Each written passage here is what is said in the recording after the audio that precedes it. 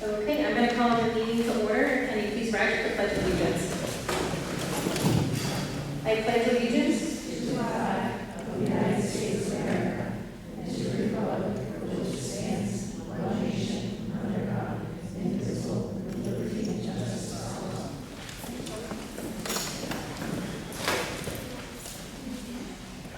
I apologize, I forgot to state the time. We're calling the meeting to order at 6:01 now.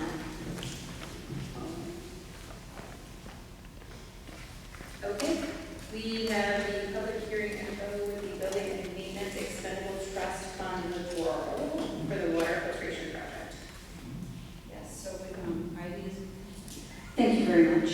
We're bringing in copies regarding the last water testing. We provided that for the board last month, but we thought it would be helpful to have that again as a reference. We also have Michael from Second Wind. He was delayed a little bit in traffic. However, he's supposed to be here any minute now. And so then we can start the public hearing. If you would like, you could...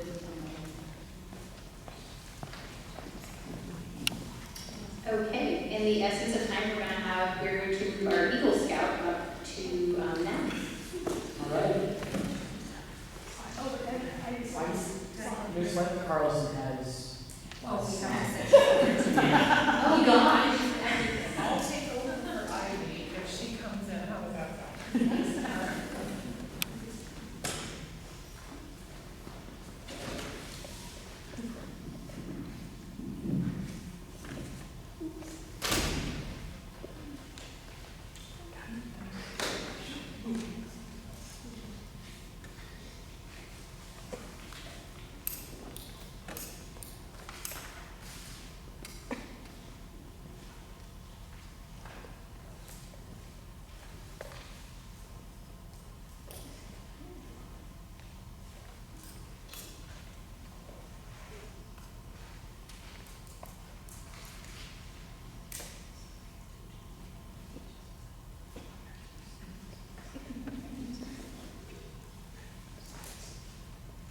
Okay, while we wait, we are going to, I'll entertain a motion to accept the minutes from August 13th of 2025. Have you guys had a chance to look those over?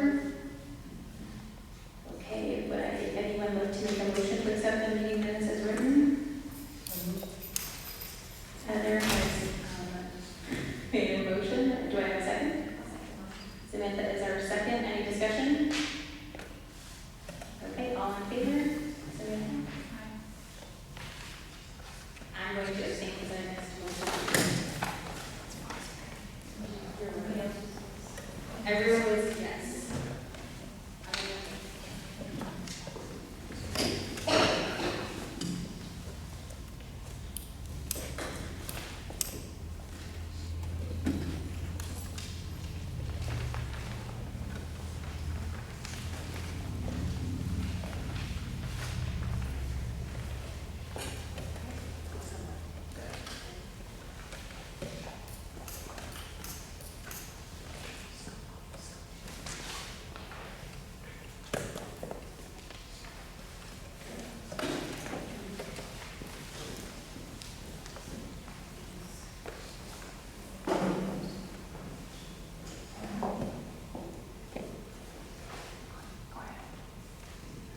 My name is Drew Myler, and I am here to present my Eagle project and ask you guys for approval.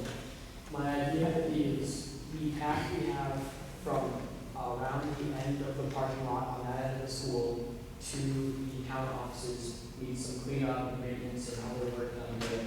And my goal is to fix the trail so that we can use it for haunted walks and Halloween, Christmas walks, and those ones planned, and evacuation of the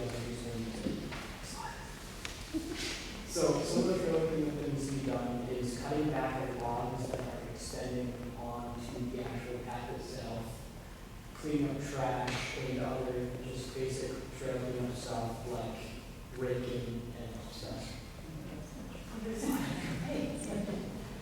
Trimming of foliage also needs to be done, where we want to cut back some leaves so that when people are walking on it, it doesn't get in their face and get in their eyes. And we're also trying to make it more accessible for wheelchairs and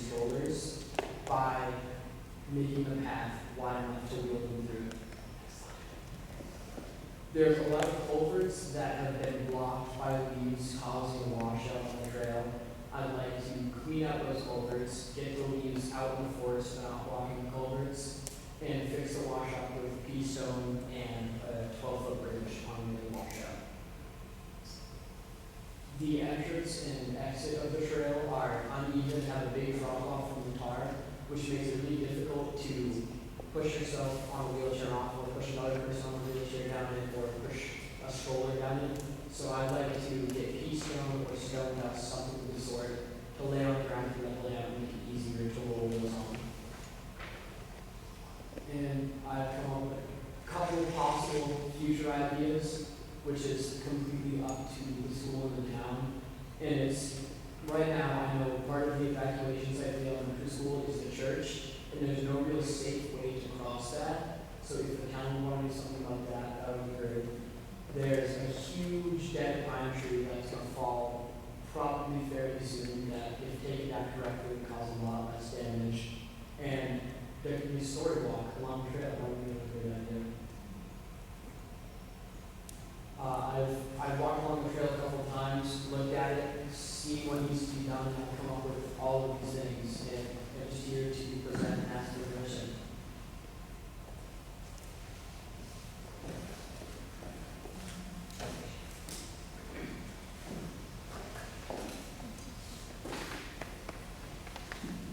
Firstly, great job. Thank You you. did a really good job. You should be really proud of yourself. So, any thoughts from the board?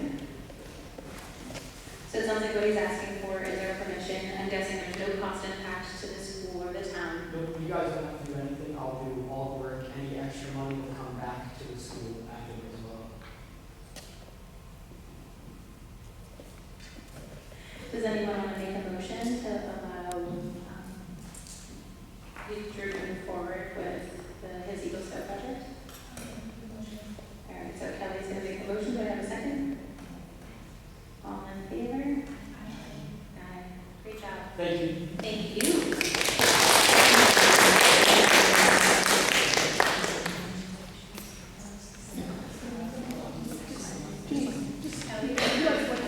One more thing. Yes, I'm sorry.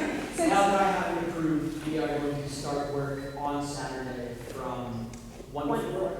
Yes, 1 to 4. Are you asking or allowing volunteers to be with you?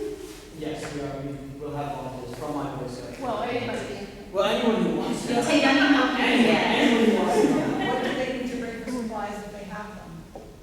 Nothing. We have supplies. I see motions for gloves. Do you need like rakes? Would you like people to rent rakes and things if they have them for extra equipment? We have contact with someone who can bring us rakes and lockers and other tools. I mean, they can. I mean, yeah. Obviously, I'm not saying You'll no, take whatever. but I'm saying it's not necessary. Got it.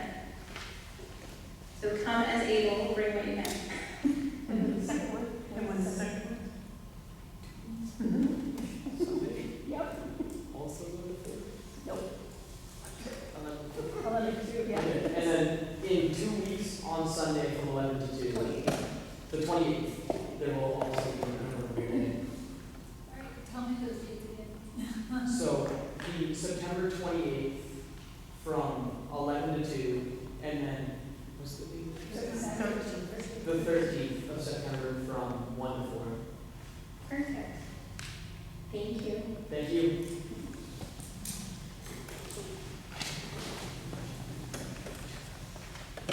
Has our illustration friend arrived?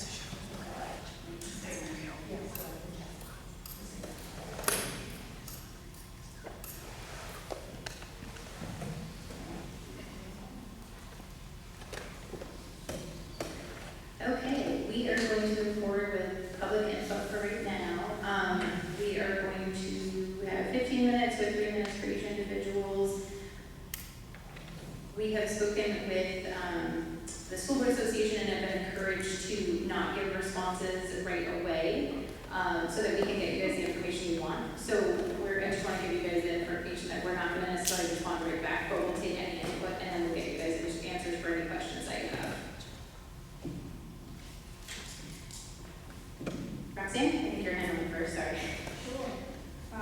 So I guess there was a question at the last school board meeting as to where the salary of where all the school board gets paid out, and that would be out of the line 2310, school board services, the line it says wages, so it's $8,700, just so that there's no confusion, so that everybody knows what that line number is. But I do have quite a few questions, so I don't want to impede on anybody's time, but the warrant article that got passed in the special election in there, special ballot, did that include, was that just salaries, or did that include NHRS, FICA, federal taxes, and everything? Oh my gosh. All right, so did it include taxes, FICA, and that was your? I just want to know what, are there any deductions coming out of that? So is that just all salaries? Is that 66,000? So is it salary and benefits or just salary? Is that your just salaries? Okay. Because my concern is now we didn't account for those, the deductions for New Hampshire NHRS, which is probably about 25% of that. You have to come up with that amount to put in, along with federal FICA. So my next question is, under special education, how many people are paid out of the wages line? I guess I have a question regarding all the health insurance lines. Those all went up fairly a lot. Do you not shop around, and do you not do anything? Do you just take what's given to us for health insurance? Like I can tell you, in special education, that went up 65%. The health insurance for regular programs went up 43%. Under the guidance, it went up 26%. So just that's pretty large chunks of money there. Let's see. The guidance, was that a new hire this year? And how many people fall under the guidance services? My only concern I ask that is because health insurance, if it's one person, we're paying $37,000 for health insurance. Maybe it's more than one person, I would hope so. Let's see. And then there was a question that came up for discussion that was at the last budget committee meeting about something about the nurse, the health services. And it was talk that the person was going to join, I guess, my understanding from reading, watching the video, is they were going to join the Governor Wentworth bargaining unit, which I don't understand how that could happen because everything is going at SAU. And, yeah, so I don't know how that could happen. And under education media services, is that a new position that we hired for this year? Because we didn't have any money in there for last year. Let's see. And the line that's under school board services for dues and fees, the $3,710, is that for that gentleman that was here? I missed that question. Can you repeat that one? Sorry. Yeah, under school board services, there's a line that's called dues and fees, and it's $3,710. Is that for just that NHSBA? I think he attended, the gentleman attended the meeting in June.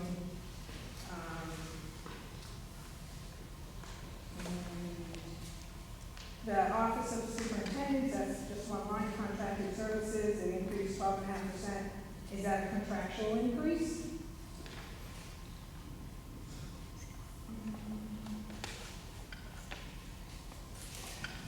And, yes, I have a whole bunch of them, you just write it down, see it's out there, I get addressed, but.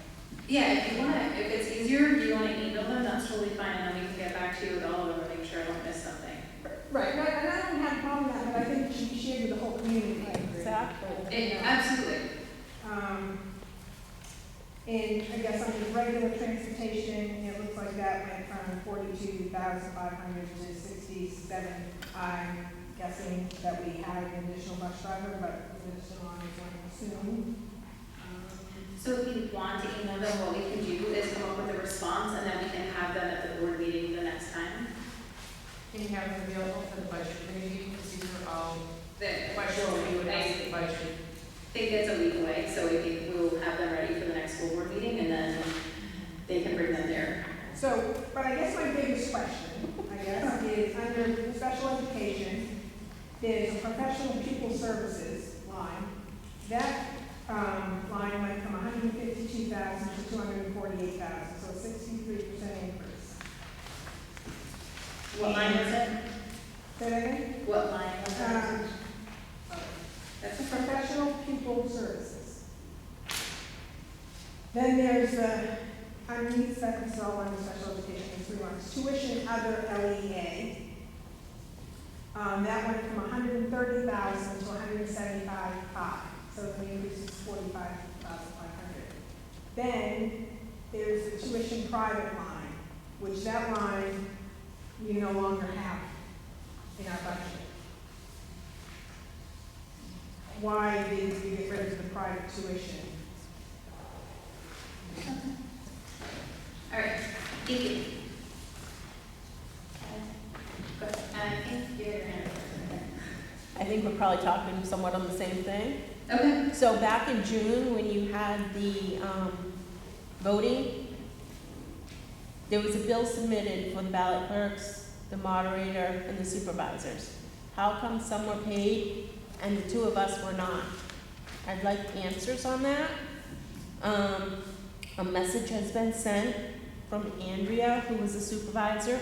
She sent the bill out, and she received payback and did not know that we hadn't been paid. So when I mentioned it to her, she sent a message out to a Teresa, and she said she wasn't sure how to process it. So you just ignore it? Is that how it works now? Then she sent it to you, Kathy, and she came back with that Christine needs to fill out a form 9W or something, and she already has my information, but yet I have not been paid. So if she has the information, or if she needed information, she should have gotten it. It's not fair that she segregated some out and did not pay them. And I'd like an answer as to why. Okay. And I'd like my check. We did the work, we deserve to be paid like anyone else. And it's the idea of it, that we feel like maybe because we're on the budget committee and we ask questions and we got people that don't care for us, because of that, that we got segregated out. I'm sorry you feel that way, and I'm sure that they will be, I think that isn't something necessarily that comes from the school board, because it's a pain thing, but we will follow up and see if they can get in touch with you to go from there and get that figured out with you. You're welcome. Christine? So for the budget, when looking at it, my understanding is each line has more of a breakdown.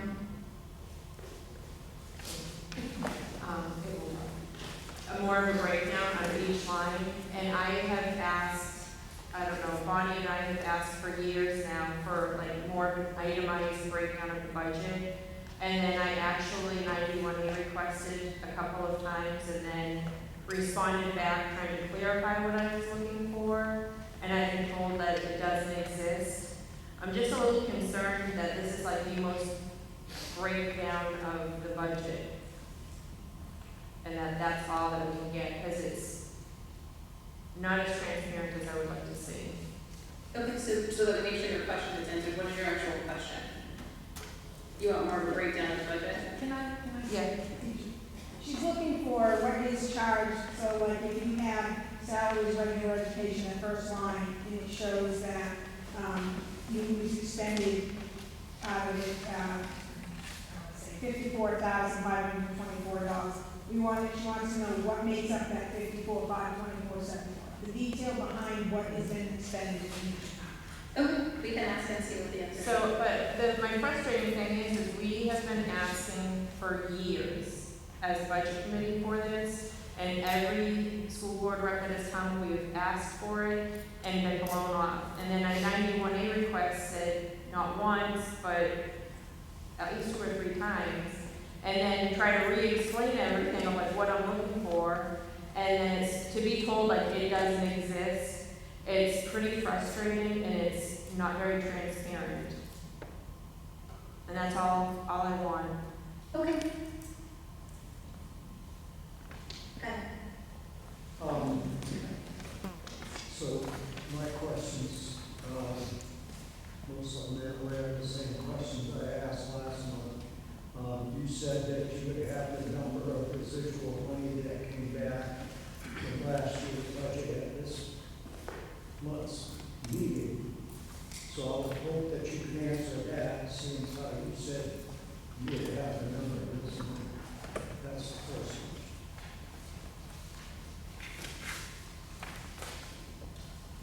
It doesn't mean that we have the answer later on, if that's something that was supposed to be coming in.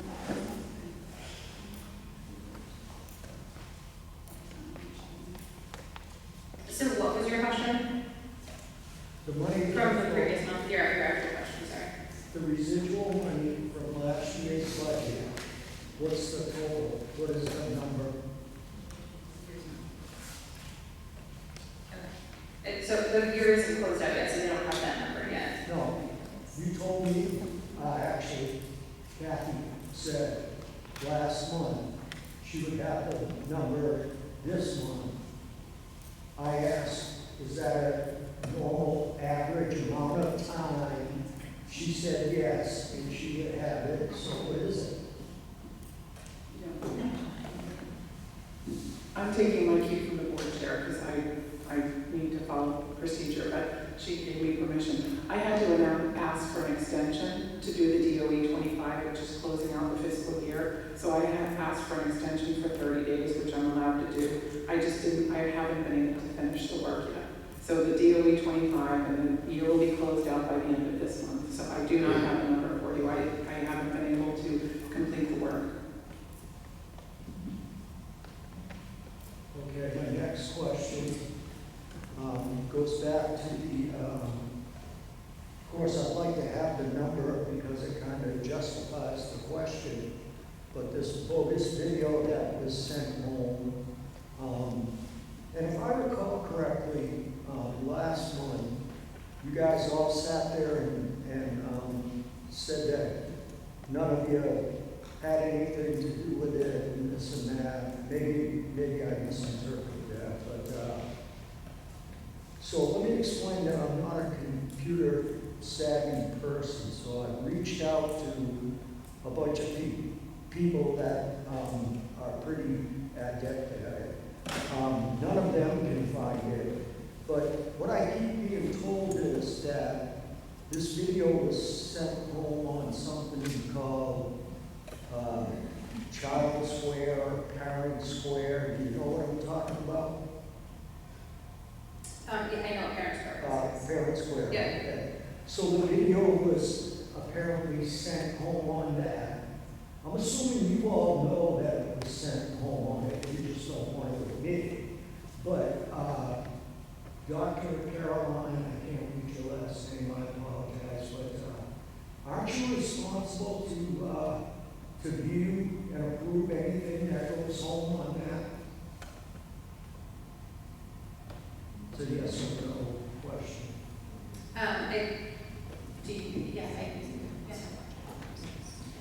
So yes, Parent Square is our online platform for communicating with parents, and teachers use it, administrators use it. Sometimes we send things out on behalf of the school board. It's my understanding some videos were sent in spring around the budget time.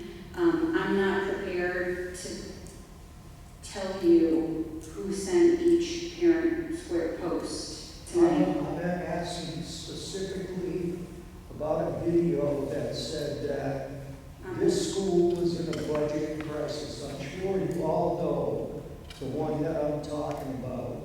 I'm sure you know who made the video, which is my next question, and who authorized that to go out. Now, I have been told that it was the principal for this nice young lady right here, was the one that sent it home.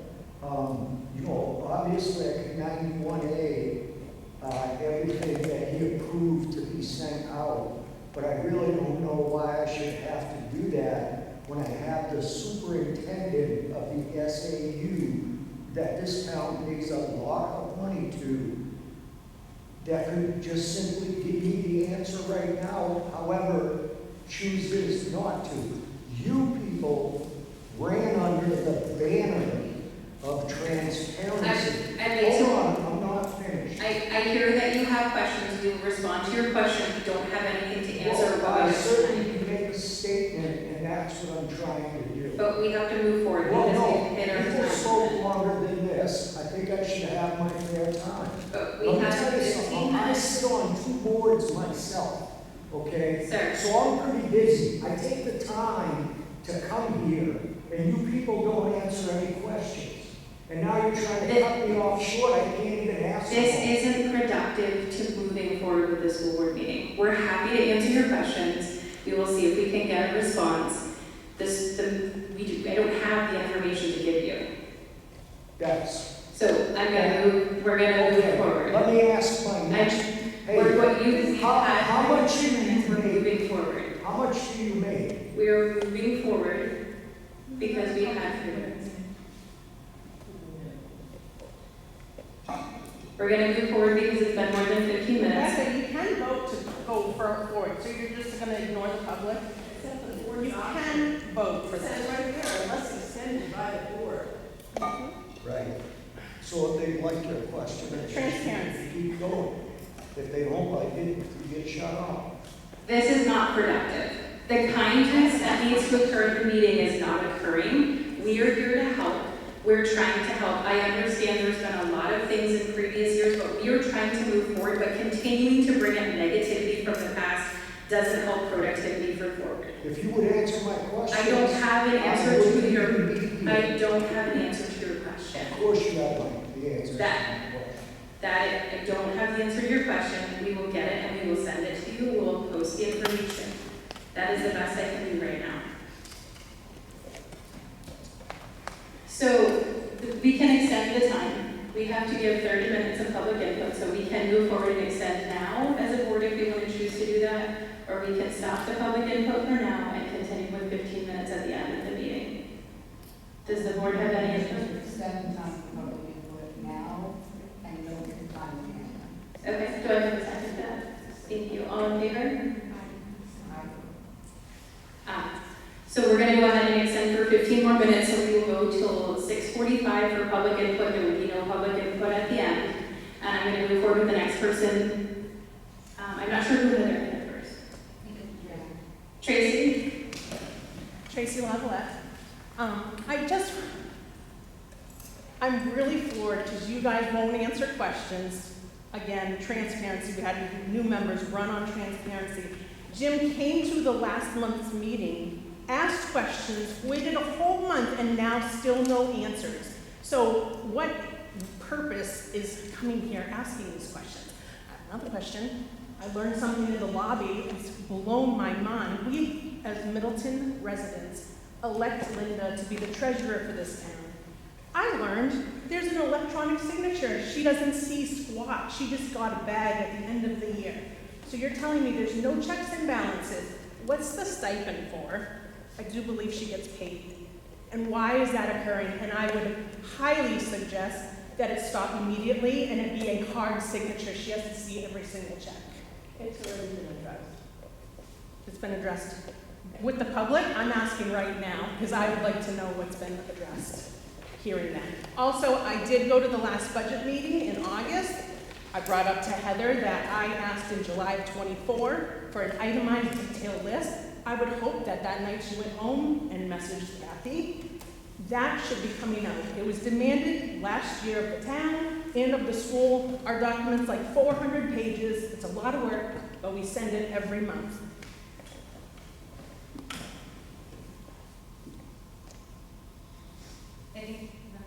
Yeah, I just have a request. In addition to getting the expenditures, can we get a revenue report?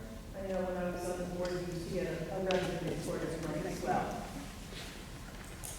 And that would maybe For the budget alleviate piece some as of the well. questions that other people are having about where's money coming in, we have a revenue report, thank you.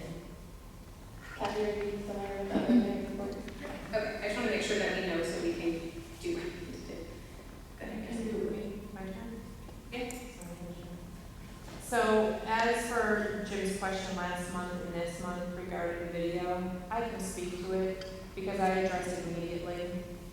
At the school board meeting, we had a discussion. It was Mr. Bronson who posted it on Parent Square, and he posted it, he was asked by the school board to post the video on behalf of the school board and the budget. It does have budget crisis on it. It was also shared on social media by both Heather and her husband Tim. I mean, you spoke to it. You even spoke on how you said that you felt that we were in a budget crisis, even though Kathy confirmed that we were not in a budget crisis. If you want to hear kindness and you want to have an open discussion, it takes both sides to be open. And the behavior that is going on right now is not productive for the board. And as for Bonnie's question and comment about our pay, I'm going to tell you right now, I feel as though I am being targeted. I feel as though I've been targeted by a selectman, and I feel like it's come over onto this side, and it's because, well, there's a husband that's a selectman, and there's a wife that's a school board, and I speak So out. I'm going to ask you a question, Ms. Christine. Well, I guess it's not even a question, it's a statement, that I wanted to clarify that you could have spoken to what Jim's question was about the video, because you answered it a couple of months ago, back in January or February, and to behave like you are right now and last month and avoid just answering the question is just, it's wrong. So I wasn't here last month until the last 5 minutes of the meeting. And this month, because of things that have occurred, we have been encouraged to provide you accurate documentation after the meeting. So that is what we're going to do. Go ahead. Your salaries, I asked that question last week as well. Last month, yeah. What's that? Yes, last month. Last month, Yeah, and I don't have the exact numbers, we have the total number, but I want to get you the direct number per person, so that that number will be coming to you. Well, I would also like to answer, is there an increase from last year to this year? In our salaries? Yes. No. I don't think the salary change has changed the entire time I've been on the school board. See how easy it is to answer one, and you want to answer it? It's amazing. Not for the school board, so there were certain positions that were voted through, but I think, yeah, it was the clerk and moderator, but I don't want to give you incorrect information. No, I that want- makes sense. Yeah, See, that makes sense. and we're not trying to not be transparent. I'm really tired of not being able to give you guys exact information, and you don't have it How when can you give us. How can you even say that when you all know what was on that video, who made the video, who asked for it? You know all of that. And it's also been pointed out to me, and you can correct me if I'm wrong, because I really don't know. Because this is what happens, right? When you don't answer questions, then I start asking other people, and you get, who knows if it's the truth or not. I would rather get the truth from you. That's why I'm here. But I was told that this isn't the first time these little videos have went home to gin up the vote, and that you guys were told the last time, oh, we took it down and we won't do it anymore. You just did it, and it cost us almost $600,000. Okay? So this time, I want some answers. And I think the town deserves the answers because it's a lot of money. You got people now wanting a basketball court put out there, which I think is a fantastic idea, okay? I'd be more than happy to help any way I personally can. But the fact of the matter is, where's the money gonna come from? Because now, there are people questioning and scrutinizing every penny that's coming in here, I can promise you that. So, I don't like to be like this. I'd like to just ask a question and get an answer. It's simple. I hear you, and we will review and figure out, I honestly, it was months ago, I wouldn't want to give you incorrect information. So I will go back, we'll review the meeting minutes from them and go over it. We issued a public statement when there was concern brought about the way it was, that the messaging that went out, but I don't remember if we asked for anything to be posted. I don't remember. So I want to review it and get back to you. Well, a key thing is, I want to know who made the video, and I want to know if it cost us any money. Now, the last time, every time I asked a question about it, you looked to Heather, and she said no. But obviously, if somebody made a video saying we were in a crisis, and we weren't, then I'm not going to take anybody's word unless she can prove to me that it actually didn't cost any money. And like I said, I apologize for my Frustration, I hear not you. trusting you, but you kind of earned it. I hear your frustration. So we will review the minutes and see if I can get your information, because I don't remember any of the school board saying anything. So I don't want to tell you, no, we didn't, because I don't remember. We'll pull that up. It did not cost anything. The video was not anything that we paid for. So there was no financial cost at all to the video. How do you know that if you don't know? Because we didn't make it. So we would, if we paid for it, we would know that we paid for it. We didn't pay anything. But you don't know who made it. I don't know who made, not 100%, and I don't want to give you information that I don't know factual. I do have one more question. Yeah, Stephen, I've gone. Yes. Rebecca Lugo. All right. Kindergarten teacher here, and it's great to see you guys welcoming the school year. Just wanted to share some positive news from kindergarten. I know probably in Ivy's wonderful Middleton report, we're happy to share that we're going to be going on our first kindergarten field trip of the year to Mackenzie's farm over in Milton, New Hampshire. And actually that'll be coinciding, and sorry Ivy, just to include that in your report just about open house and school board members, if you'll be attending open house on, hopefully Ivy will be including that, I bet she will. Would love to have you come pop by kindergarten. A lot of their work that they've been working on over the last month in kindergarten, as well as the activities they'll be doing prior to Mackenzie's farm, will be included in their classroom, and we'd love to have you in. Thank you. Thank you. I think No, Tracy. Oh, Tracy, I'm sorry. And I just want to tell you, there's 5 minutes left. I only have something really quick. Yeah, go ahead. I would think that if we're asking questions, I find it very frustrating that you don't know the questions that were asked the month before. Are they in the minutes? You don't have to answer tonight, you can answer next month. But Jim had questions and you didn't know what the questions were. So that is extremely frustrating for people in the public. Just to let you know. Perfect, thank you. And should it take more than a month to answer questions?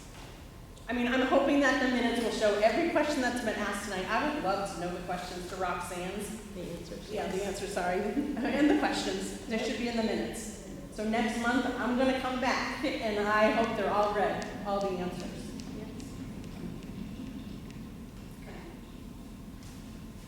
Go ahead. Just a quick observation. I can understand your reluctance sometimes to answer a question, because if you don't have the information, you don't want to make it up. So when that type of question comes up, it's totally appropriate to say, I'm not sure, we'll find out, we'll let you know. We'll have an answer for you next week. If somebody's asking a question that you have the answer to, don't just say, oh, I'm sorry, we're not giving out the answers today. That doesn't work that way. If you want to be transparent, if you know the answer, if it's a very simple thing, answer it. There's no fault in saying, I don't know. And as far as the posting the video and stuff, I never saw it because I don't have children, I'm not in a bunch, but it's become very commonplace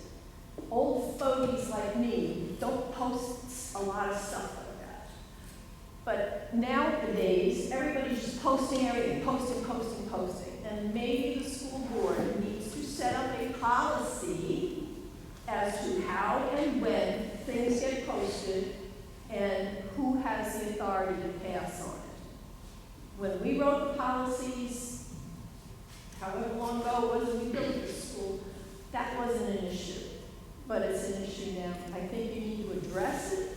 It'll save you some grief in the future if you establish a policy on what gets posted, who has to approve things, how it gets posted, who pays for it, who doesn't pay for it, who makes it up.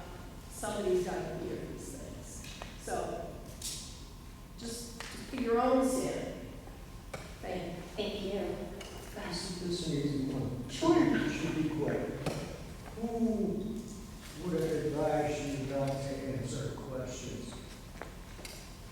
Who would have advised, so the School Board Association has encouraged all of the school boards to not respond immediately so that we can give accurate information and make sure that it's available. Answer? Mm-hmm. That's incredible. You guys should be You know, embarrassed. you should be able to answer. Is it raining out today? I don't know, I'll get back to you tomorrow. Yes, it's dark out. It's happening. 15 minutes, I promise it won't be You're fine. upsetting. I just wanted to let people know that the PTO, we are up and chugging along. The 23rd is our next meeting. It's at, I think, 5 o'clock at Old Town Hall. Anybody who wants to come and join in are welcome to. We will also be joining together with the Recreation Committee and helping out with the trunk or treating. And we are going to be set up, we're renting out a table for the craft fair on November 1st. I'll come back and let you know, but we've got a lot of ideas and a lot of projects going on, so we hope to start having some fun. Sounds great. Christine, do you know what day of the week that is? Which one? Tuesday. We have 1 minute. One quick thing off of that, kind of. I agree with So that. for Christmas, the recreation is, talking with someone, and I know Drew is going to be cleaning up this trail, and I know the property is mostly on the school, belongs to the school, so we would like permission for the rec to have a lit trail through the woods there at Christmas time. Is it something that you have with the entire time, or is it like a one day thing? We do it for a few days, probably. Okay. We've got to figure out electricity and stuff. We'll probably have to have generators. We know there's some electricity with the shed, but I'm not sure exactly what that can pull. So, after he gets some work done, we're gonna go out there and look it over and see. But we have a guy in town who, has a lot of knowledge with lights and stuff, and he's gonna help us to do it. So if we can get permission from the school board, that would be awesome. Bonnie, we just lighted at night, right? We don't have it going. Right.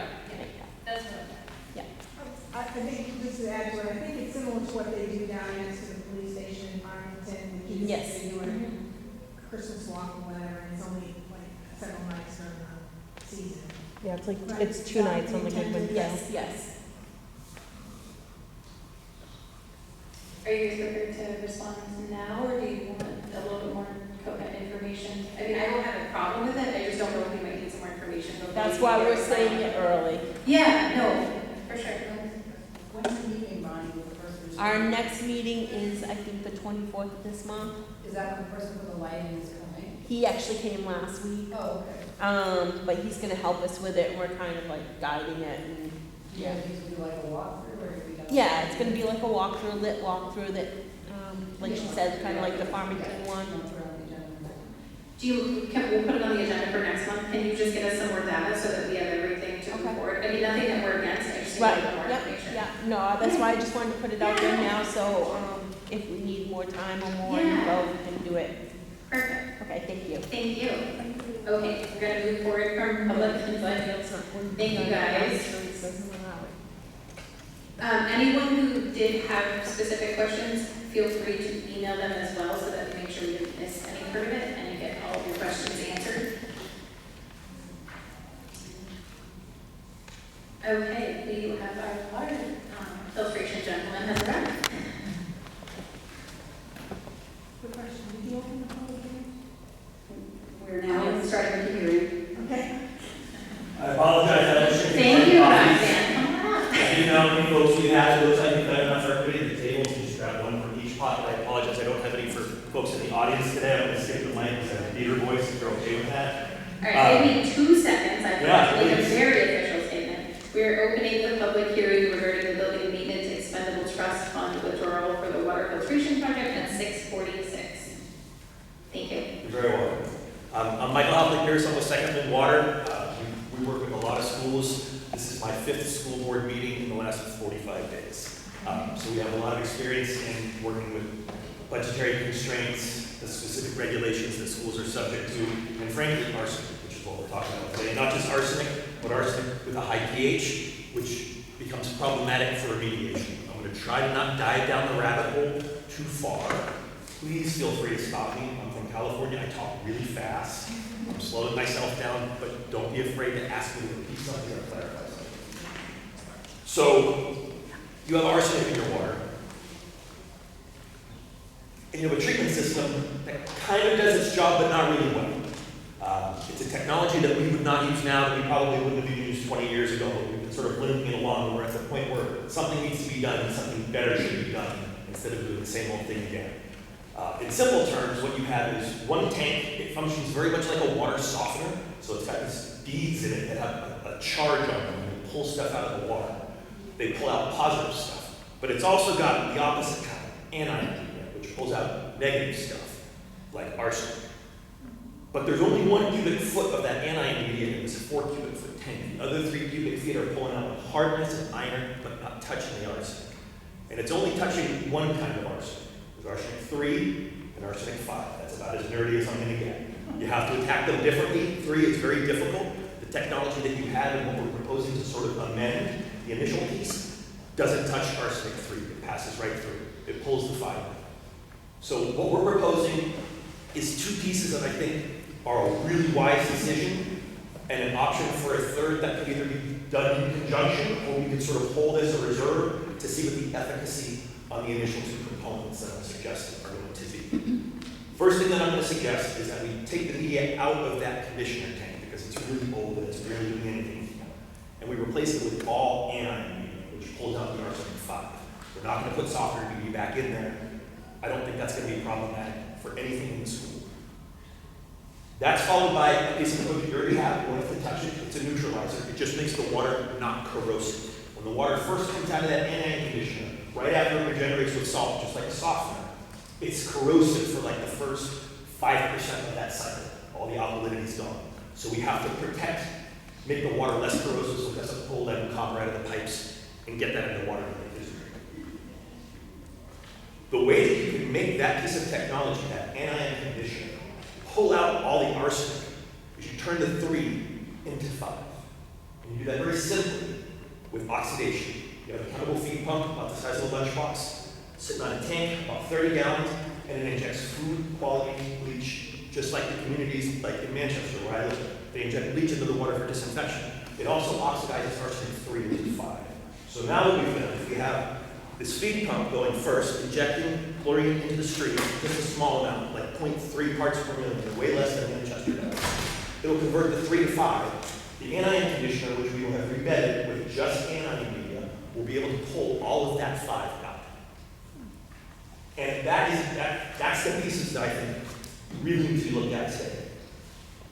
Because your pH of your water is high, which is normally a good thing, it's like 7.7. Means your water is not normally corrosive other than when it comes out of the anion conditioner. But it also means that almost any technology we try to use to remove anions are going to be problematic. And I can't get solid numbers to guarantee that we're going to pull all of the arsenic out based on what the pH is. I can't even, the media manufacturers can't even give me guarantees outside of certain parameters of water quality, and unfortunately you're kind of outside of those parameters. So, and I get it, I've been on boards for not-for-profits for years. I owned a business for 7 years. I had to balance my own budget. I understand the challenges of trying to balance a budget.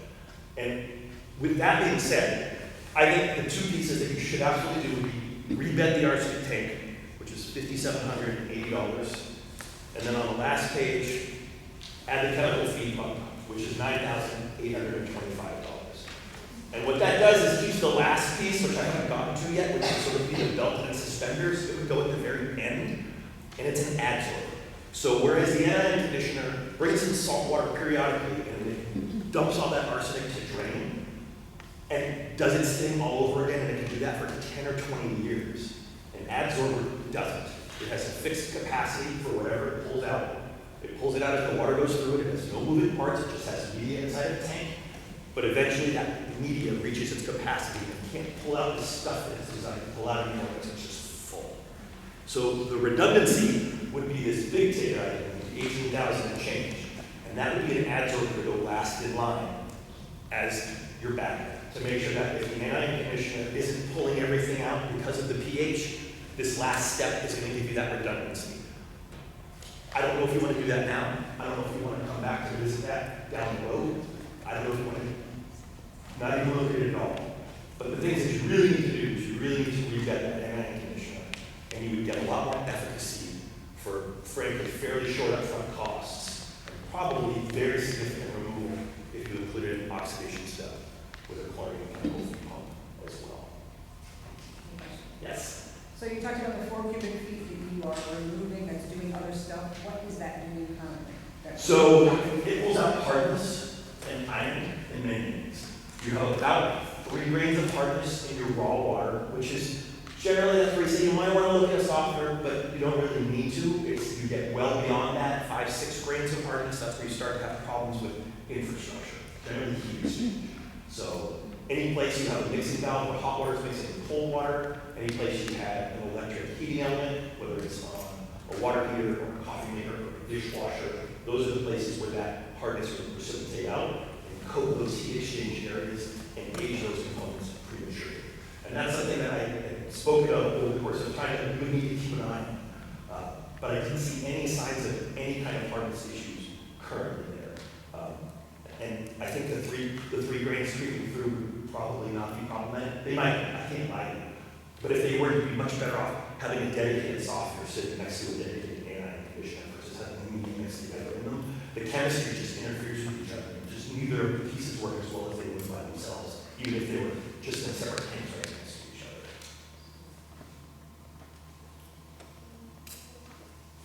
I don't want to throw that out there, but hopefully that all makes sense in context. Is the maintenance cost the same as what we're doing now for maintaining in terms of filtering or? So ion exchange, for lack of a better term, the softener / anion conditioner, PMs would be the same. We're not changing any machinery. We're going to use the same valve head. We still recommend that we come out and service it once a year, which is manufacturer's recommendation. The chemical feed pump would add probably ballpark $600 a year in preventive maintenance costs, and you might spend $100 a year in chlorine. You probably would. So you might call it O&M $700 a year. Question. So would there be monthly maintenance versus just the maintenance that you would come out to service it? There wouldn't be any additional work to be done? Somebody at the school would need to maintain solution in the day tank, and that would be a facilities person. But it would be very analogous to them having to add salt to the salt tank, which they're already doing. So we would add a small, I'll go on a limb and I'll say they might have to spend 20 minutes a month. I just wanted to ask that to make sure that was known that would have to be done on our part versus. Correct. It's just not something you said and forget it. In our normal course of operating the system, if we notice that the system needs bleach in the day tank, we just add bleach to the day tank. So a lot of the time, the folks on site don't even have to touch it. No, I really don't have this. So Any questions from the board? So what's the total recommended, like, what you're recommending, what is the total that you're? Over math. Oh. We recommend for all of No, we want to pull out components.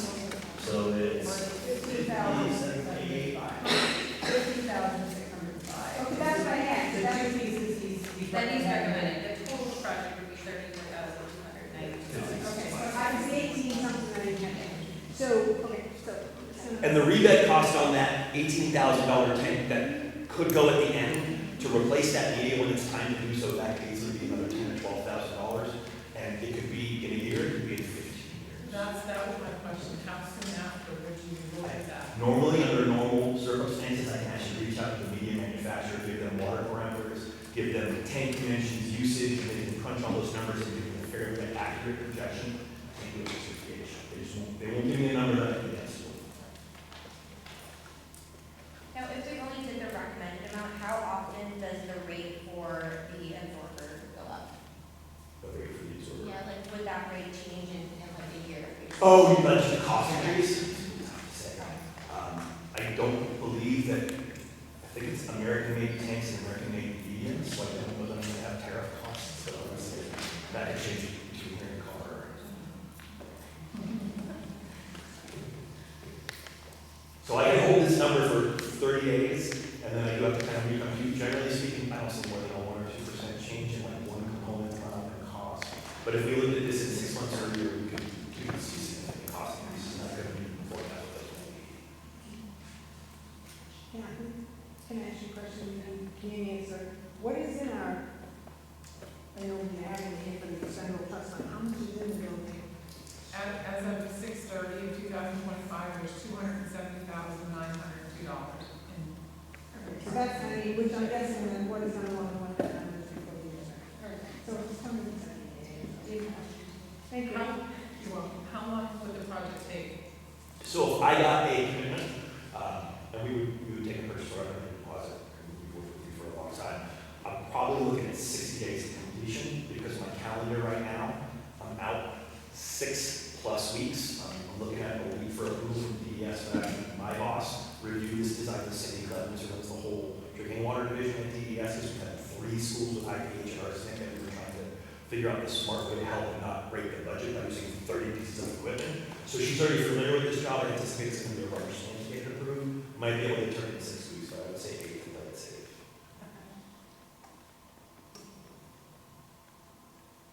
And I know that that might impact your testing schedule, but once the state knows that you are in motion towards a solution, they ease back. You still have to post, you still have to follow protocols, but they don't harass you to move as long as they know you move. Does it affect like anything with the school schedule, meaning, besides testing, like, when you have to have the school shut down? You have an atmospheric storage tank, so your well goes to your current treatment and then goes into a big non-pressurized storage tank. So we'd simply be interrupting the flow in that tank while the tank was serving the school. We'd have the tank down supply-wise for about an hour. The school would never notice the difference. That's, yeah, that was just my concern. What are we doing right now for like washing dishes? I know you have fountains or bubblers for the kids to drink with and stuff, but what are we doing for like washing dishes and like that? Yeah, you can answer. So the kitchen staff is using disposable trays for kids. They are bringing in bottled water for cooking and for anything that they feel is necessary to keep kids safe. We have not exceeded the limits for the state. We're doing all of this because we kind of, in talking with Michael, anticipate that that is coming. And speaking from budget committee, where is the money coming out of for that stuff? The bottled water and stuff? Oh, for the bottled water, where are you getting the money for the bottled water? We just started, so I don't think we've seen an invoice yet for it. Okay, which line are you gonna take it out of? To be determined. What is it, I'm sorry? To be determined. Okay, I'll look at either water or at. okay, because you know they're gonna ask that Monday night, so, To be determined. okay, thank you. Have we contacted, or have you contacted any other filtration companies and gotten other quotes and? Yeah, like, I don't know the answer to that, so let me have that someone can.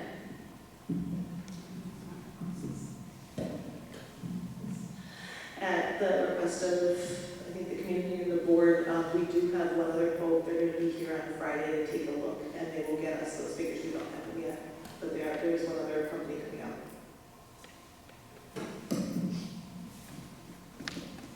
And we also operate the schools, so we manage all of the compliance, and because we're a company that the folks that we send out not only know compliance and sampling, but they also know the treatment technology, I feel like we provide a more comprehensive umbrella for your water safety and your water infrastructure, keeping it under one roof. Of course, I'm biased, so I would have that opinion. But in the schools where we either operate and someone else did treatment or someone else did treatment and we did, there's always sort of a disconnect between too many cooks in the kitchen, and sometimes the person on site can't solve the problem. So given that, we are getting something else in so Friday, so will you be having a meeting earlier than your next meeting to make a decision on this, because I think this is probably a high priority for the schools? I would agree. I didn't know about the meeting that's coming Friday, so I think we need to decide that as a board. I think I thought we would make a motion to approve the 15,605 and see what the other. So you're looking to make a motion for an amount, not necessarily to plan to move forward with doing something to correct the problem with the amount that we have here or less, basically. So this would be the cap that we place. Do you want to reword that just so that we have it pretty? Here, Yeah, go ahead. Let me do the question. You can make a motion to authorize the SAU to move forward with this amount or less as a withdrawal from the Building and Maintenance Expendable Trust Fund. to correct the errors today. That's it. That's the That was great, Heather. And I would try to clarify that they're giving you an apples to apples Right, proposal. so Because that's there are so many moving parts here, there are a lot of different ways to skin this cat. And we put a lot of thought into trying to come up with not only the most effective, but the most cost I effective. think my only concern with doing an amount is that we don't have any say on what the other estimate looks like. So we're just approving a dollar amount, we're not getting any say. I don't know how everyone feels about getting together again after they get the information from this other company to see what their solutions look like and having another meeting.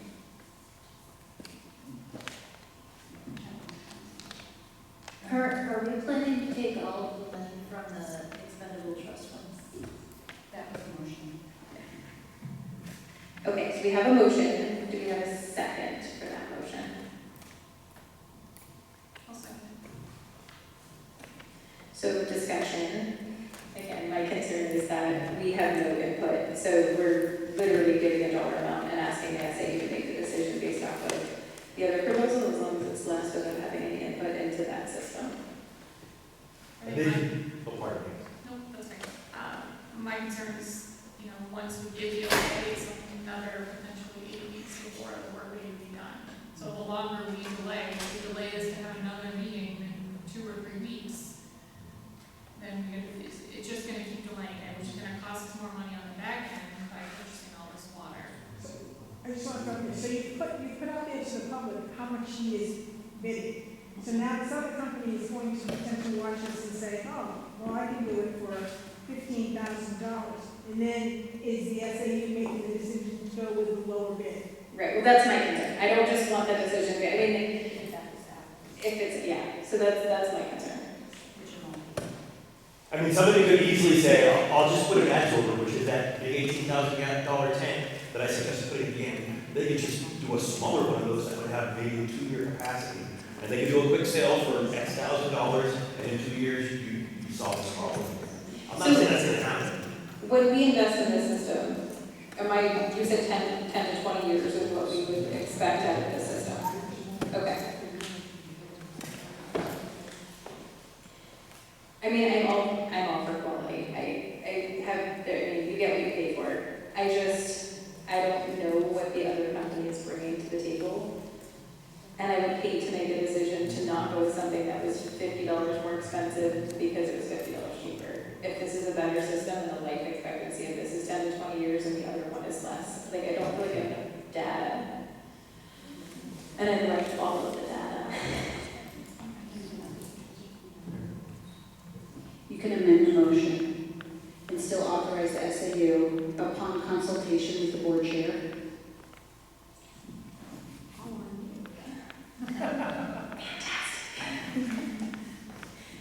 I'm fine with that, I don't know. Yeah, I think that makes sense, so that there's some oversight. Okay. I'm sorry, go ahead. So you're currently handling all of our water. I'm sorry. Colleen LeBrun.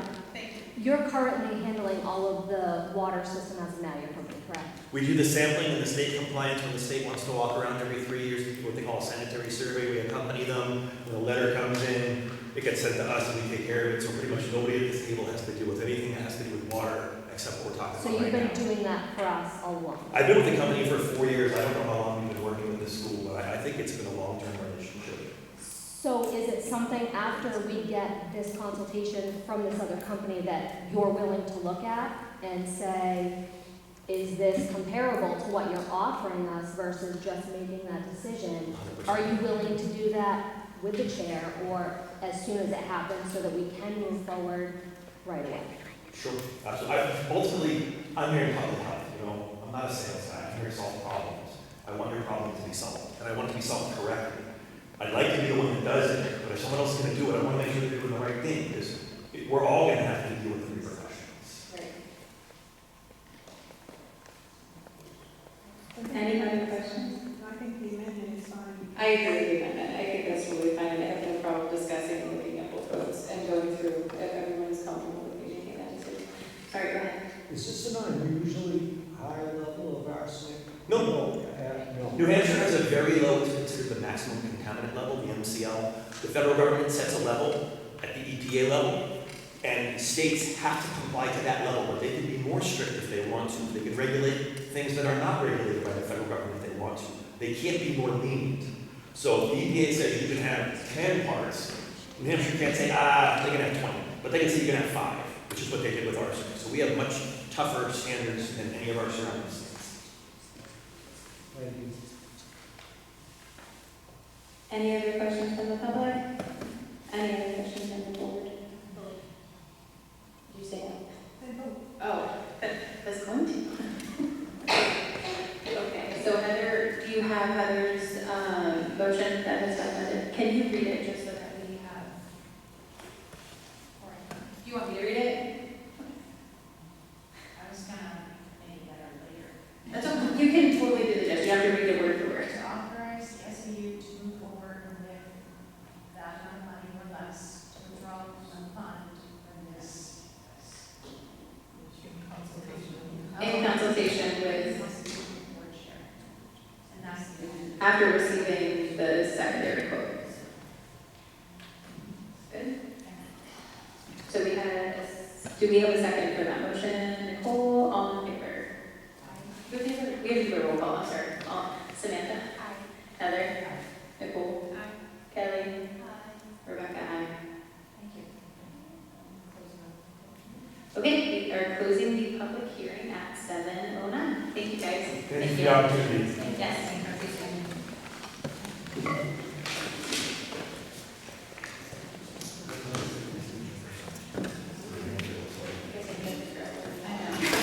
jumped around so much. We did the public hearing, we did the public input, agenda review.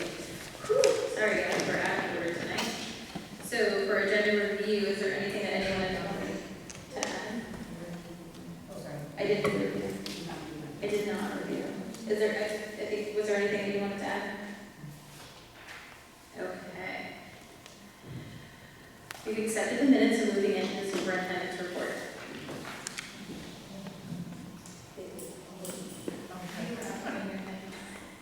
Thank you very much. We will start with the Middleton Elementary School update with principal. Thank you so much. Hi, everybody. I'm Elaine Carlson, I'm the principal. We are off to a great start at Middleton Elementary School. We've had 7 days of school so far. We've had happy kids come, hallways, and lots of learning happening in our classroom. It's really been an amazing start to the school year. And I just wanted to say a thank you to all the community members and families who have welcomed me over the course of the summer and when school got started and I got to finally start meeting people. As Rebecca Lugo shared, we are looking forward to our first field trip of the year. Kindergarten will be going to Mackenzie's on the 25th, which is the same day as our open house.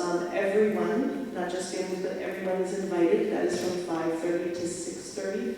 And it's going to end, and we're very excited about this, with our Alpaca Pals PTA offering popsicles on our playground. So at 6:30 there are popsicles to share, and we would welcome people to come and join us there. Along those same lines, I've been working to enhance communication and share information with families, and I've started up a every 2-week newsletter to share information and keep people up to date with important dates and happenings. The PTA did share that there is a meeting coming up on the 23rd at the Old Town Hall at 5:30. And all are welcome to join with that as well. I think I have hit all of the most important things. Picture Day will be coming at the end of the month as well. And that's always an important day too for our school. So thank you all. Great, thank you very much. What's the date on Picture Day again? Yes. Picture Day Essential. It came out in my newsletter today, is the 29th. Picture Day the 29th. We had the Eagle Scout presentation earlier in the agenda, fantastic presentation, and really looking forward to that project. And finally, financial reports. So if anyone has questions for us, please let us know. We've provided that in your packet.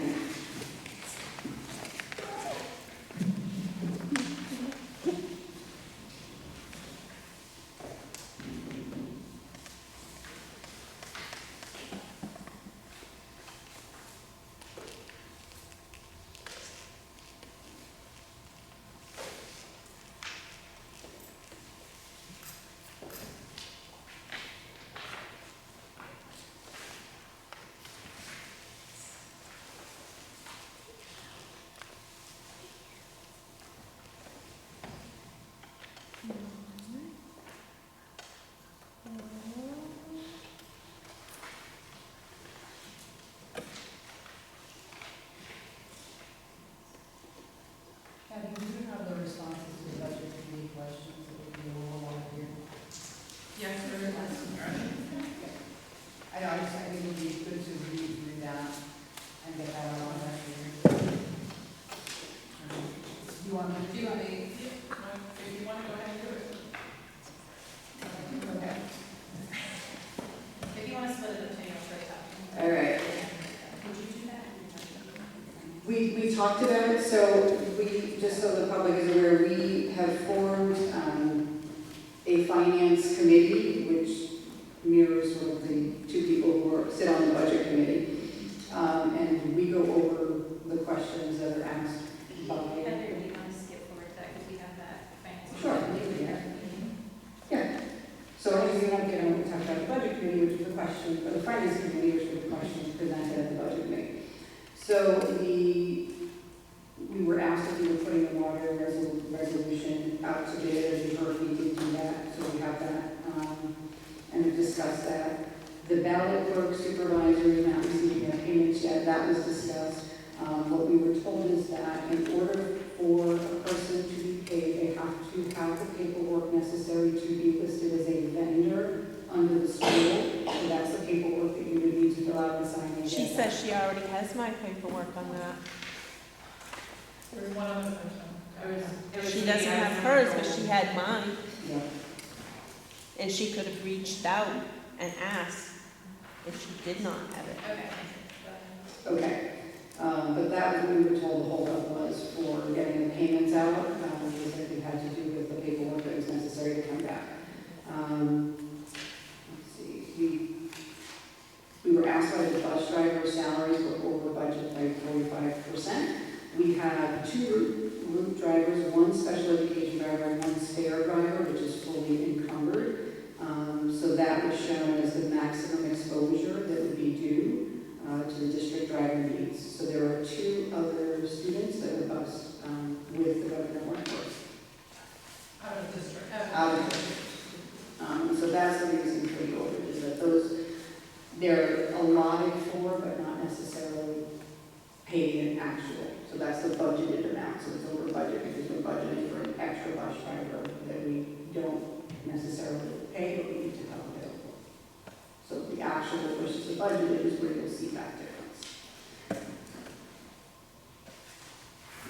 school gas listed on the town side of the budget. It has listed as a line item for 2,800, and we were over budget by 4,900 and a little bit more. So when the Middleton buses fill up using the town pumps, the town is generally supposed to bill us quarterly. We do pay those when we get the bill. I don't know if they're being recorded and refunded or shown as being paid by the school, but we are paying that. And so if we're over budget, we hope that the town, when they're doing their budget, will up the amount to reflect what we're currently spending. We go by the number that you guys budget. But our budget is different than, We're a separate line in the budget that says for school fuel and school, so whatever we budget here, in this report is what we carry over into the towns. okay, so then go ahead. No, I don't want to get in the back and forth. It's an accounting thing. I just don't know if the town is taking the check from the school district and applying it to the expense line, or are they applying it to a revenue line? Oh, okay, I can find that. If it goes to the revenue, then you're gonna show the expenditure way out there. If you apply it to the expenditure line, it's gonna offset it and wash it. And that's probably not applying it to the expenditure. But I'm just saying, we get billed quarterly and we pay quarterly. No, right, but I mean, but what we put in what is in the town budget is what is reflected, what you have in the school budget. So we just transfer over. So if you guys are able to get us the invoices, then we'll be able to more accurately put it in our budget, because we're going by the invoices you sent us. Right. Make sense? Okay. Okay. Wages for the ground crews brought up. I think what that was misreading the budget. So the line where it has all the capital letters, where it says the description, is actually applies to everything above it, not below it, which is counterintuitive, but it's the way it's done. And so the line items were actually for the bus drivers, not the ground crew, because the line items for ground crew are everything above. All right, so the insurance costs, we had indicated that they were over budget 44%. And can we provide an explanation as to why? So the health insurance is only over by 0.04%. Disability is over by 30.39%. Workers' comp is over by 44.93%. So the disability was budgeted last November based on the budgeted amount for the wages, new staff, and the CBA. So this is the increase in the disability with the increase in unanticipated wages. Workers' compensation went up because of the claims, and that has caused the increase. So that will be adjusted when we do the budget to reflect that new amount. So those are the questions that the budget committee had asked that we provide, and we'll provide that to the budget committee as well. And I believe Kathy has sent us the list of the descriptions of what each of those codes mean, and we will forward that to the budget committee if we haven't done that yet. Make sure we get that out this week so we have what those codes stand for and what they mean.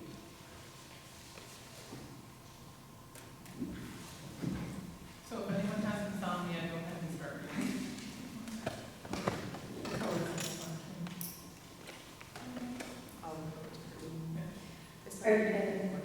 Are there any other questions on the financial report that we have in front of us? But I wanted to answer the public's question. I totally understand. That was it, everybody read the budget. I totally understand, I appreciate that. Anything else that you, okay, so moving into the chairperson's report, we have heard the public, and we have moved forward as a board to set up some committees to kind of address some of your concerns and get you answers more exponentially and accurately than we feel you have done in the past. So one of the committees that we are planning to bring forward is the Academic Affairs Committee, and I will let those individuals speak to the academic, to the Academic Affairs Committee. So that would be Kelly and Samantha. So, just as a first meeting, we kind of looked over the schedule for meeting and talked about the procedure for how we look at policy and the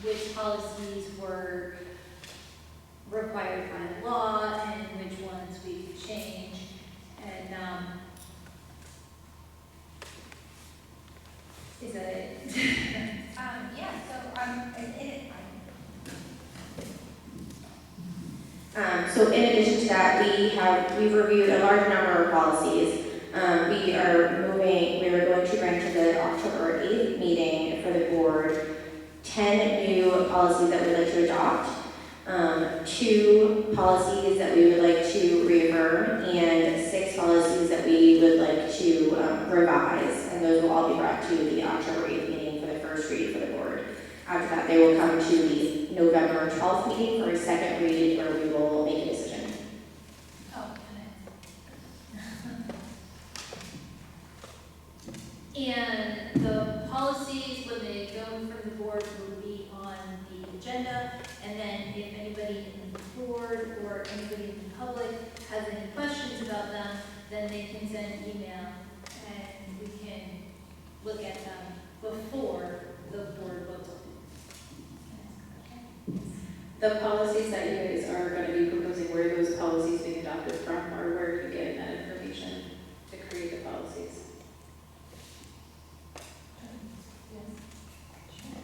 So you currently have a policy manual. We look at your current policies and decide if there's something missing, something that needs to be reaffirmed, revised, or withdrawn. But now that you're members of the New Hampshire School Board Association, they have a database, a whole bank of policies written by the attorney. So many policies are the law.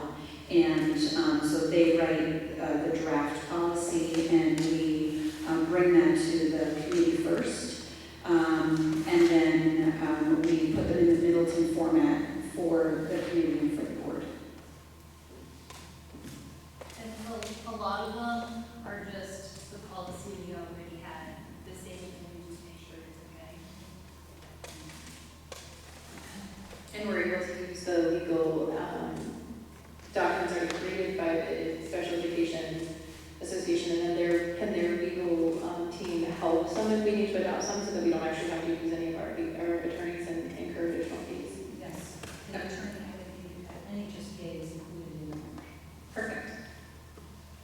Anyone else have any questions? Anything else from the academic affairs plan? Okay. We did budget, but I forgot to say when I That's okay, we'll let you know another turn.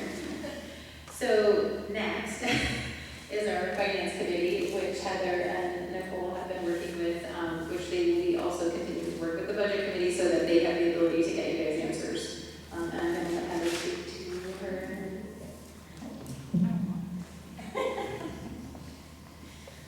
Okay, so during the finance committee meeting today, we scheduled a few, our next couple meetings, we decided that we're able to accommodate the budget committee's request to have the school budget presented to them during their November 17th meeting. So we've had to move some things out to accommodate that. So due to that, we'll have a preliminary budget to the board at our next meeting on October 8th. And then during our November 12th meeting, the school board will adopt the budget, and then we'll be able to present that to the budget committee on 11/17. So our next finance committee meetings are on September 30th at MES at 2:30, and then before our next board meeting on October 8th at MES at 5 p.m.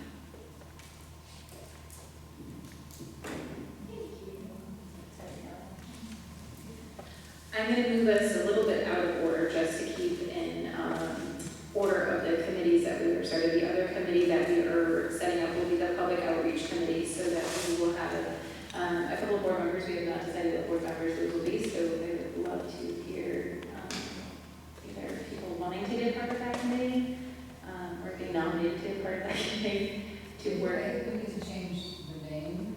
What would you like to change it to? What was it?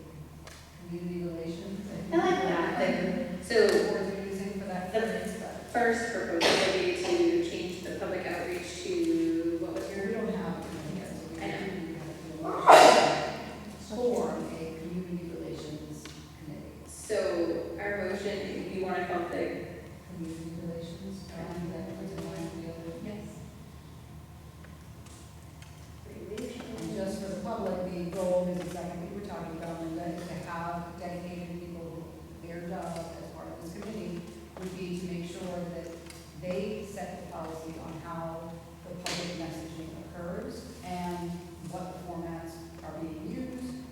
websites are up to date and checking up on all of those types of things. So we've heard that concern, it's been we've put on the agenda to form that committee so that we have people who are going to focus on that and partner with the SAU and the principal office to make sure both the school website and the SAU website are matching with all the information gets out, and then the committee can decide if they want to engage the committee or not, in terms of getting that information out and how they want to get the information out.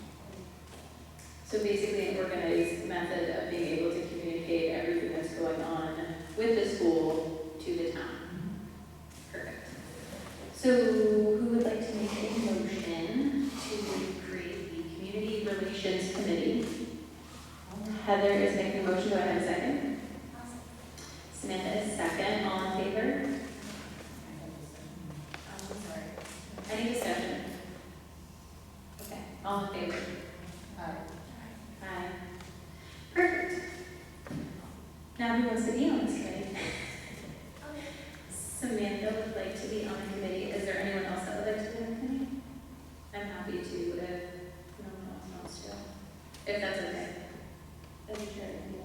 Sure. Perfect. All right. So Samantha and I will be working to get you guys updated information so that you have all the, so you have answers and a revenue to be able to, or an outlet to be able to obtain information. Perfect. Moving back in order, we are going to talk about meeting framework and public discussion. So I reached out to the School Board Association to see what public input needed to look like at our meeting. So I was told that we have options. We have to give 30 minutes per law, but we can do that either 15 minutes in the beginning and 15 minutes like at the end. Like we have them, we can open for just 30 minutes and give us time to just make sure that we open as if we're opening for public input and staying open for 30 minutes. So just trying to get some input from the board and see if there's something that we might like to change. If we don't leave it the way that it is with 15 minutes and 15 minutes. So wondering if there's anyone that would like to make a change to what we're currently doing. My only thought is that I never understood why we did 2 15-minute blocks, and every other board does half an hour at the end, but I mean, I'm not opposed to doing it either way. It seemed odd to me that we had it broken up into 2 chunks. I think you tend to get more questions at the end because you haven't been through your agenda. Right. I think someone had brought up to me that some people only like to come for the beginning of the meeting, so that was the, I guess, the advantage of having 2. I do agree that we don't often get much public input in the beginning of the meeting. And that's something that community relations committee and Circle back around too. Public about what they do, because it's their input.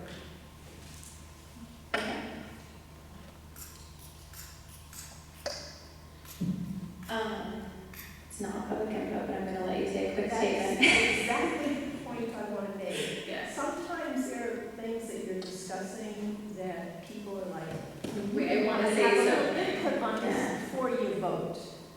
And it may not be, may not be appropriate. Like this guy I mean, people might have had questions. That was a public hearing, so yes, we can answer questions.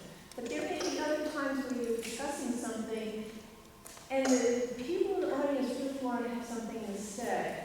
And I think you should consider that if somebody raises an idea and says, would the board consider 5 minutes of questions at this point on this specific topic? Because you'll end up voting on something and it's done. And to complain about it at the end of the meeting is either going to cause you to have to re-vote next month or just disregard it. I have seen other boards, larger cities mostly, where they do put as part of the voting process where you have a board discussion and then you have a public input, like a 5-minute public input at the end before each vote is made. So, you have your first, your second, your board discussion, your public input and statements on that, but that reduces the total overall time. still a minimum, it's or a maximum 3 minutes per person, and, you know, they could. It makes, it's timely input. Correct. You know, if you're talking about this now, I have some, I have a really important question I need to ask before you vote, so. I mean, I definitely see the value in that. I don't know, I mean, I feel like if it was a productive conversation as far as like something, something that needed input, I would never have a problem with the input anyway, and I don't know how I would take that out. You know what I mean? Like, how would I take that out of the 30 minutes? Because it would be different each meeting. It's all gravel out there. Yeah. We have to have a minimum of 30 minutes. You can always have more. So I can just say, I can appreciate why when they give guidelines, because most towns and cities are much larger than ours. I can say as a resident, and then even being on the select board, budget committee and everything else, I always appreciate that it has always been pretty open to where at any time people could raise their hand and ask questions. I appreciated when I was on the board because people spoke up and said things that I didn't consider. So it kind of changed my decision, but then also I felt as a resident that I was actually being heard and that my voice mattered. And I think where we are such a small town and a small community, it would be nice to see the school board continue the spirit of that, all the other boards. I know the planning board, if you were to come Thursday and at any point raise your hand, we welcome the conversation and questions. So I think we revisit the structure of how we're going to do public input. We can get some data from the community and go from there. The other part, which I just feel that we want to make sure that we're giving you guys the answers, and I think that we're not trying to not be transparent, but we feel like sometimes when we answer questions quickly, we don't have all the data and it appears as though we're not being transparent. So that is why we are going to go to the model of taking your questions. You're welcome to send them ahead of time. If you get them to us more than a week ahead of time, we can try to get you the answer for the meeting. But we want to make sure that we're giving you guys accurate documentation, because we feel that when we're not, or you're feeling, or we're hesitant to answer because we're not sure, that there's just so many concerns. So just setting that ground rule of just saying, if you want to get them to us a week before the meeting, we'll try to get you the answer for the meeting. Otherwise, we would get them after, and we will figure out where they're going to be posted, because we want you all to get the information. I think for next meeting, I think that we will read them, and then we can figure out from there, and we'll just have that be part of the meeting. All right. So is there anything else that we want to talk about before we move forward with the framework or public discussion? Okay, so budget discussion. We already did that. You have nothing else on that one? No, I didn't go over our responses, and, you know, I'm glad that everybody's on board, making sure we can get our budget approved by the board in time to get it to the budget committee. Okay, so I know that was a huge concern. So our plan is to get that to them by when? I've asked that we be put on the agenda for the November meeting, so November 17th is the budget committee, and hopefully the budget committee can accommodate the school to make our presentation of our budget to them at that time. So we need to vote on it the week before, so we'll be presenting it to our board preliminarily at the next meeting. So Okay, so the finance committee meeting will have two between now and the next. Okay. The next school board meeting. Perfect. So the preliminary budget will be presented at the November school board meeting. October. Oh, wow. We're going to vote on it. Vote on it, and then, okay. And then Got it. following Sunday, we will present it to you. Wonderful. Thank you It's so an much. expedited timeline, moves up from what the other ones are doing, but I thought that this was really important for transparency, make sure we have time, it has to come back to us, that gives us a little bit more room, because the budget committee is doing them too, so. And the other, you know, towns or the other committees in the town are giving their preliminary budgets in September, so we're still way back on the curve, but they're preliminary and they change theirs, and ours we have to vote on in order to present it, so. Got it. I thought November was a good, seems like we can make that happen, that should go on. Perfect. Thank you guys for working on it. Thank you, SAU, for having us, you know. Yes, Thank you guys very much, and thank you, principal, for being willing to jump in so quickly and get that to us in the next, 3 weeks. Okay, moving into closing activities with advanced planning. As advertised, the middle school open house, I guess that wasn't advertised. The Kingswood Regional Middle School open house will be on the 10th, is that tonight? So that already happened. The high school open house is on the 18th at 5:30. The Middleton Elementary open house is on the 25th at 5:30, correct? Excellent. And the next school board meeting is October 8th at 6 p.m. Perfect.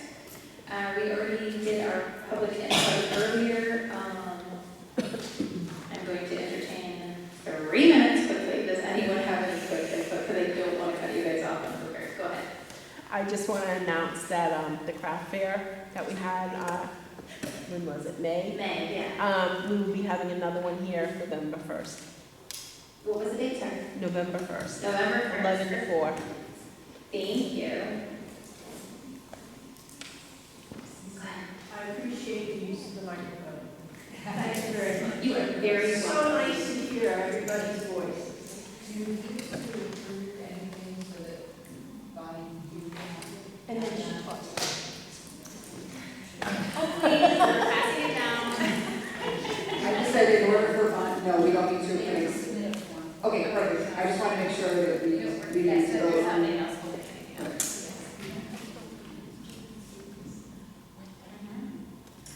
Okay, any closing comments from the board? I'm going to pass this down to Samantha.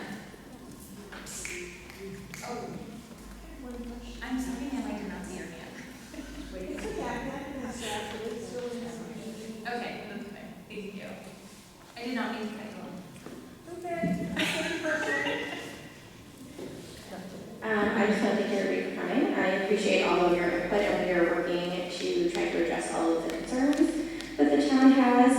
I'm also, although he is no longer here, I'd like to thank Drew for coming. I really enjoyed his presentation, and I'm very excited for the Recreation Committee's Christmas walk. My children love going to the one in Farmington, so I'm super excited that we're having one in town. Thank you.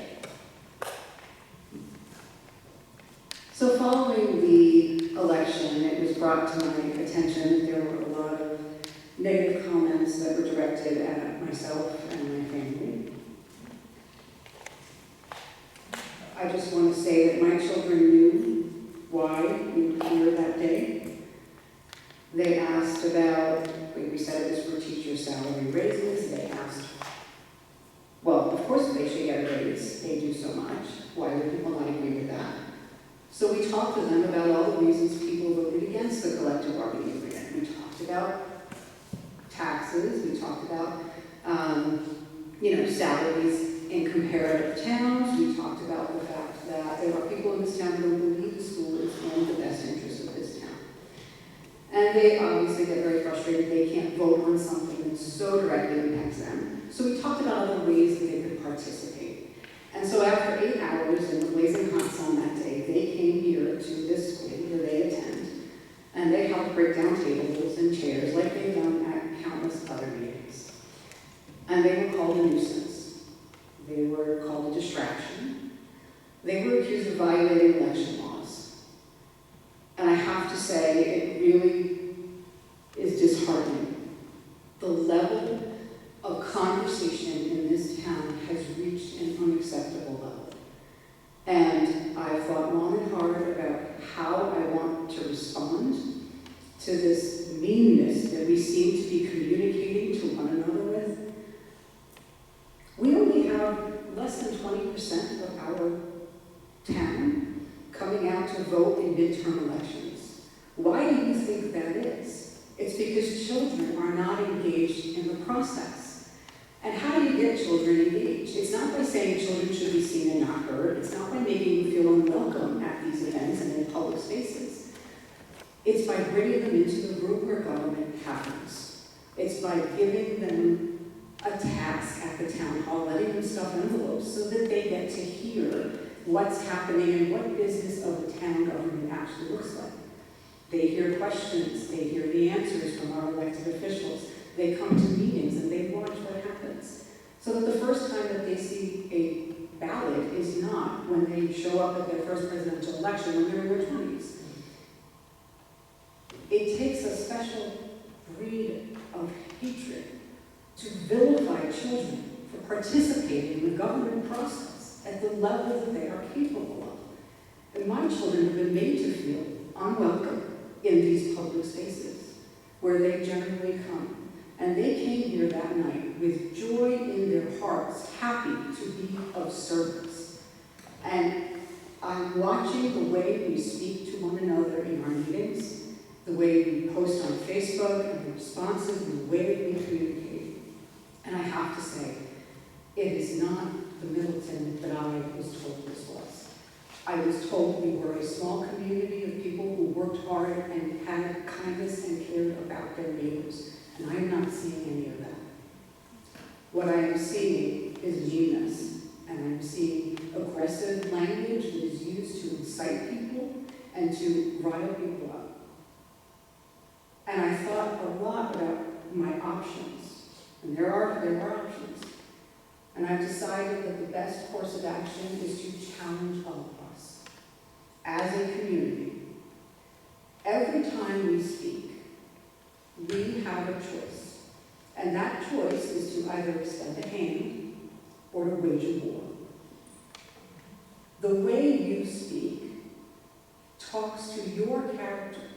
And if we focus more on what that message is coming from us instead of how it's going to be received and what the response is going to be from the other person, that will improve all of our communication. So rather than focusing on accusations and speculation, let's focus on facts. Rather than having an emotional reaction, let's focus on the intellectual argument. Let's try to elevate the discourse in this town, because all that the ugliness is doing is causing further divide. And guess where we're all going to pay for that? In our taxes. So let's try to be better together, because we have shown the worst of Middleton. I really want to start seeing the best of us. So let's be better and let's do it together. Thank you.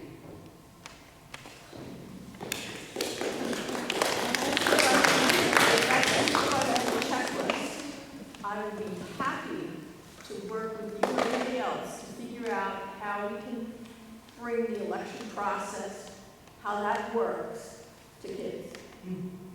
I think it's pretty obvious I have a big background in working with children. I get accused of, well, you've never had a kid, so you don't know.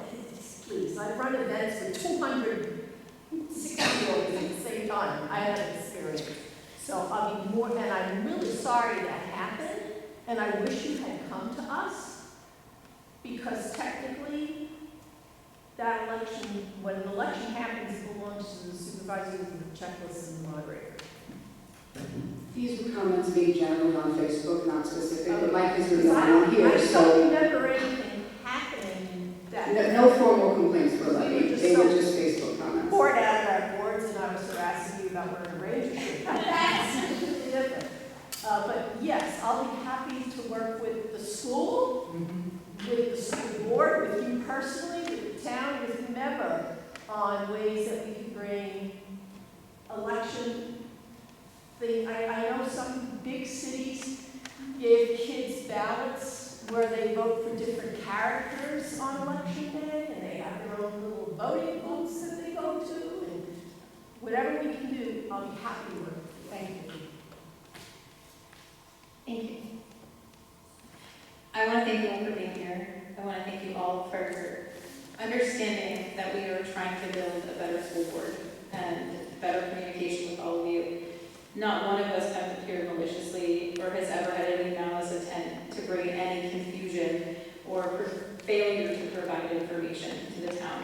We hear that it's not happening. We are working diligently as a board to fix it. And we appreciate you guys working with us to do so and trying to let go of some of the past, because we can't fix what happened in the past. All we can do is learn from it and move forward to give you guys what you're asking for, and that's what we're trying to do. Any other comments? Thank you guys all for being here. I will accept a motion to adjourn. Do we have any non-public tonight?